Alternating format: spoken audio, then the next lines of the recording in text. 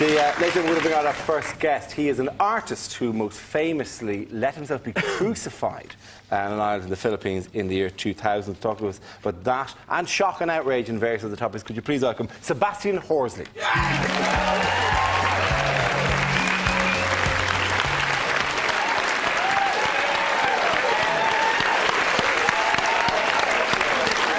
Hello, Sebastian, how are you?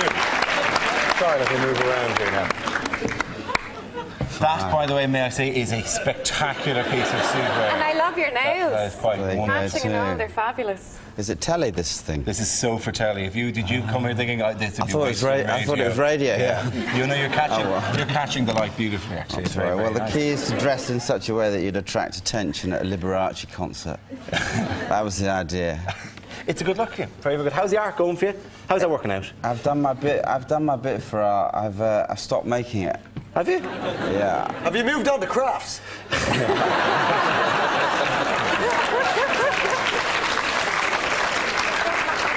mean, seriously, Sebastian, what do you do if you what do you do post art? What goes next? I've gone into the profession of being. I'm a peacock without a cause. Straight a up. rebel without applause. Wonderful. And is there much money in that? If you tell it. You sound like such a taxi driver. Do you make a living off that, do you? Yeah. What am I doing on this show? I've actually... I think you're plugging your book, probably. Do you know what now? To be honest, let us be the judge of that now. Don't be no, you have a book out at the moment, which presumably you'd like people to know about. Yeah. Not just for commercial reasons, but you'd like a story to be. And it's been heard. called an unauthorised biography. I'm not quite sure what that means. Do people just say? Well, it means that I live in terror of being understood. And I didn't want to write it, but I was asked to write it, and because I'm repulsively obedient, I did it. Okay. But you haven't said, Sebastian, you haven't said no to many things in your life. Like, and the book is also, you say you spent 90% of your money on prostitutes and the other 10% on Class A drugs. No. Or is it the other way around? No. What's the equation? I invested it. I didn't spend it. I invested it. Oh, right, sorry. My misunderstanding. But it says in your book that you've called yourself a connoisseur of prostitution and you've spent 100 grand on prostitutes, and yet you hate intimacy. Isn't that very typically male of you? Well, the problem with intimacy is that it's not really intimacy. It's surveillance, isn't it? And that's kind of what I have a problem. That's girls go on about intimacy, but what they really mean is surveillance. You crucified yourself in August 2000. This was for art. Do you have scars from the crucifixion? By the way, I've got some small ones here. We're not speaking in any way figuratively. Literally, you allowed yourself to be crucified, nailed to a cross. Just for the sake of illustration to the audience here, where would the nails have gone through? Through there?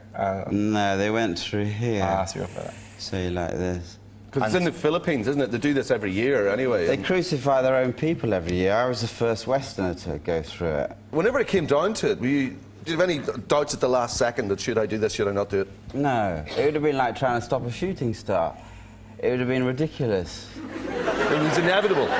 Yeah. As soon as I knew it was possible to be crucified in the modern world, I knew that it was something I had to do. I mean, I could have done it on my floor, I could have done it in Oxford Street, but I wanted to invent within tradition, and the Philippines is the only place where they crucify their own people. Allow you to do it, didn't you? Because they don't usually allow Western people to. Yeah, that's right. Well, I was the first Westerner to go through the ceremony. Did you, whenever that nail, obviously it's painful. Were you awake? Were you conscious? Did you? No, I passed out. With the first nail?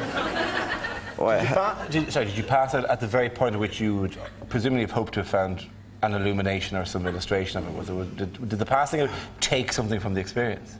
No, but it hurt. Yeah.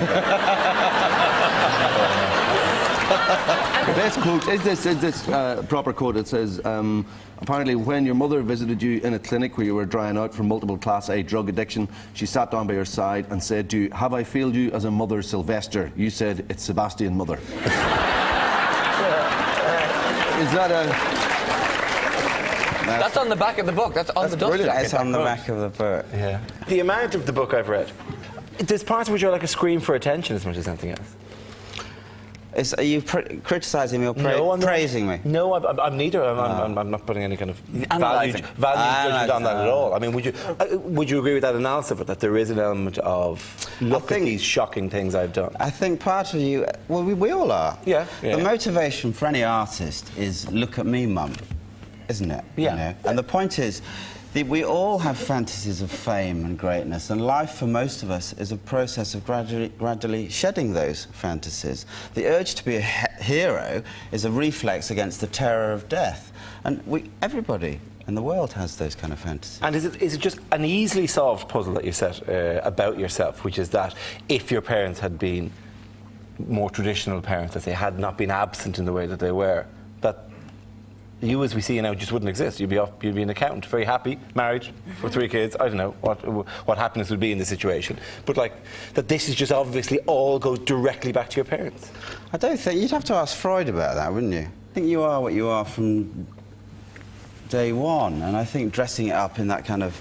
No, I don't really think that. I think that, as I said to you, the urge towards the light, which all of us have to make, I don't think that's a reflex against that, do you? I mean, I think it's frightfully common to be loved by your parents. Anyway, I'm grateful for the fact that I was neglected, because most of my